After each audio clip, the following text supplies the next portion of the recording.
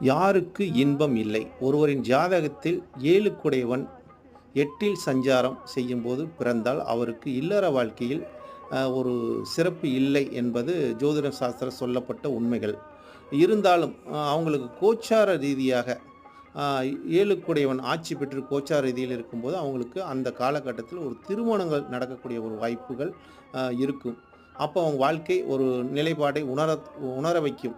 அப்ப இந்த நேரத்தில் அதை அறிந்து அவங்களுக்கு அந்த காலகட்டத்தில் செய்யும்போது, அவங்க வாழ்க்கைக்கு உண்டான ஒரு பலனை அனுபவிக்கக்கூடிய ஒரு திருப்தியும், இந்த கிரகங்கள் கோச்சார ரீதியான ஒரு பலனை குடுக்கும் நண்பர்களே. அதனால தான் கோச்சாரம் அ பார்ப்பது எப்படி ஒரு சிறப்பை தருதுன்னா, காலத்து ஜாதகத்தை கோச்சார கிரகங்கள் வெல்லக்கூடும். அதனால நம்ம யாருக்கும் இல்ல அந்த ஜாதகத்துக்கு நம்ம அடிச்சு சொல்ல முடியாது. கோச்சார நிலையில் அந்த கிரகங்கள் அந்த செயல்பாட்டை 100% குடுக்குறது ஜாதகத்துக்கு. அதை கோச்சாரத்தை பார்த்து